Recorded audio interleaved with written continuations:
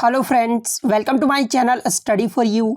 सो guys, जैसा कि आज जो आपका एसएससी जीडी का 30 नवंबर का प्रथम पाली का एग्ज़ाम हो गया दोस्तों, जिसका जो है मैं आपको बिल्कुल 100% एक्यूरेट आंसर के साथ जो है इस वीडियो में बताऊंगा। तो देख लेते हैं कि किस प्रकार के जो है आज आपके 30 नवंबर के प्रथम पाली के एग्जाम में जो है प्रश्न पूछे गए हैं।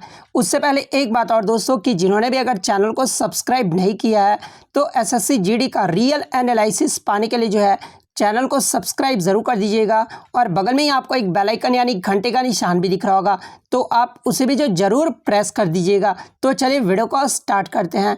तो आज का जो आपका पहला क्वेश्चन आया था कि भारत G20 शिखर सम्मेलन की मेज़बानी ये जो है कब करेगा। तो देखिए, भारत के द्वारा G20 शिखर सम्मेलन की जो मेज़बानी है ना, ये 2023 में किया जाएगा। तो 2023 आपका करेक्ट आंसर हो जाएगा। बात कर ले G20 2021 का, ये जो है कहाँ पर आयोजित किया गया था। तो देखिए 2021 का जो है ये आपका इटली के रोम में आयोजित किया गया था। वहीं अगर 2022 का पूछ ले कि 2022 में G20 शिखर सम्मेलन ये जो है कहाँ पर होगा, तो ये आपका इंडोनेशिया देश में होगा। वहीं अगर 2024 का पूछ ले तो 2024 में जो ये ब्राज़ील देश में होगा। तो ये सारे फैक्ट आपको ध्यान में रखना है।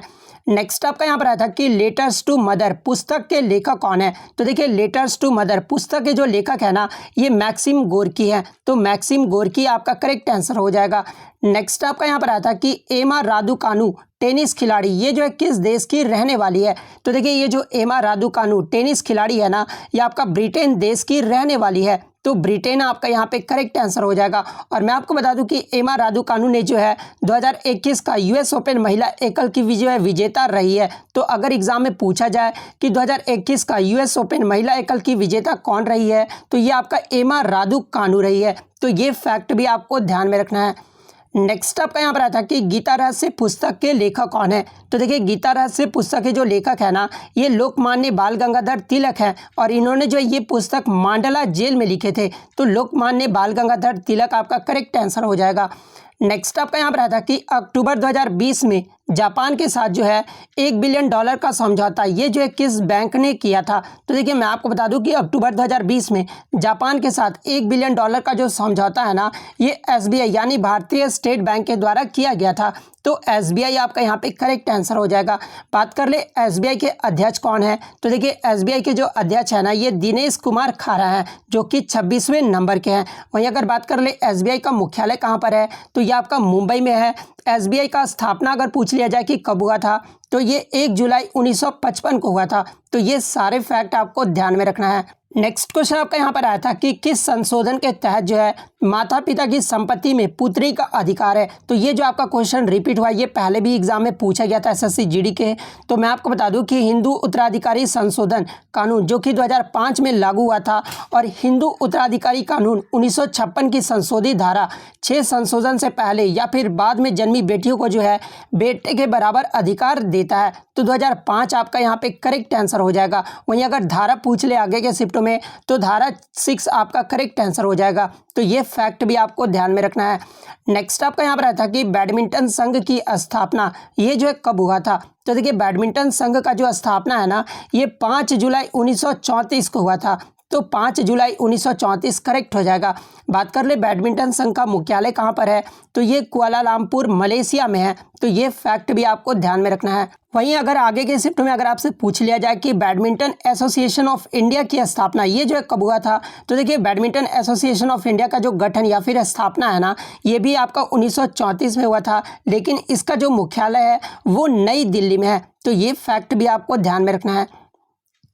नेक्स्ट आपका यहाँ पर आता है कि चाय बागान की फसल के लिए कितने डिग्री टेम्परेचर पर जो है नुकसान होता है। तो देखिए, मैं आपको बता दूं कि चाय उत्पादन के लिए जो है 18 से 30 डिग्री जो सेल्सियस टेम्परेचर होता है ना, वो अच्छा माना जाता है। लेकिन अगर तापमान 32 डिग्री से ऊपर हो या फिर 13 डिग्री से नीचे आता है ना, तो ये जो आपका नुकसान होता है चाय बागान के लिए, ठीक है। तो इनमें से जो भी ऑप्शन में दिया होगा वो आपका करेक्ट आंसर हो जाएगा।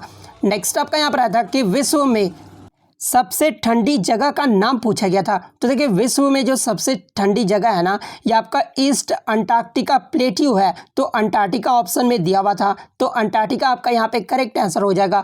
वहीं अगर बात कर ले भारत में सबसे ठंडी जगह कौन सी है, तो देखिए, भारत में जो सबसे ठंडी जगह पूछा जाना, तो ये आपका सियाचिन ग्लेशियर है। तो ये फैक्ट भी आपको ध्यान में रखना है।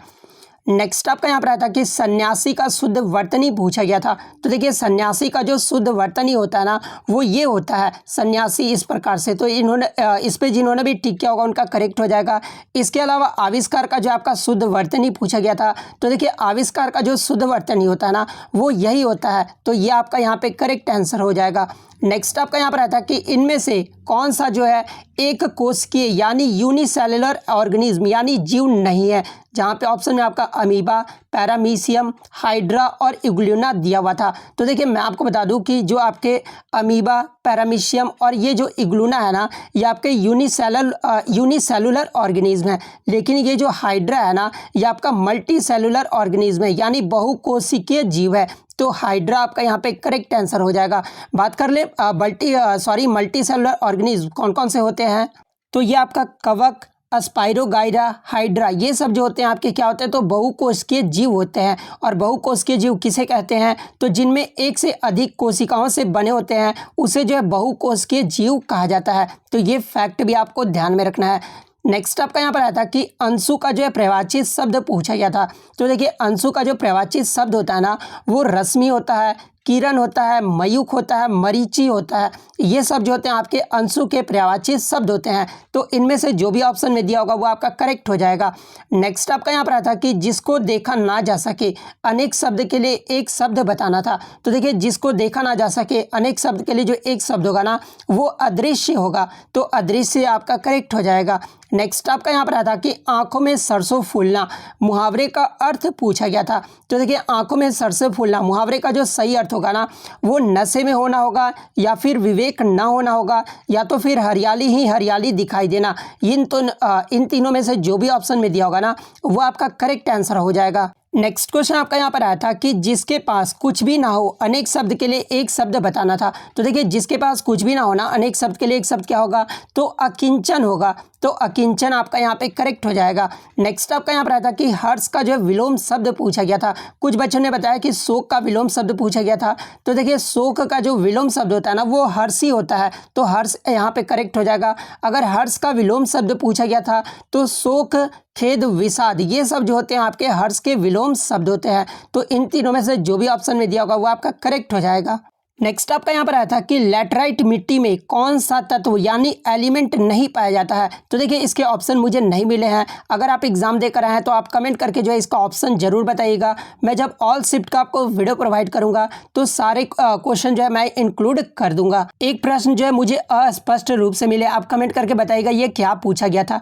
पूछा ये गया था कि तैमूर लंग को पूर्वज मानते हैं तो उसको जो है खुश करने के लिए किस तरह का उत्सव मनाया जाता था। इस प्रकार से कुछ क्वेश्चन पूछा गया था जो कि अस्पष्ट रूप से मिला है। तो जिन भी कैंडिडेट्स का एग्जाम था तो आप कमेंट करके बताइएगा। अगर वीडियो अच्छी लगी तो वीडियो को जो लाइक जरूर कर दीजिएगा।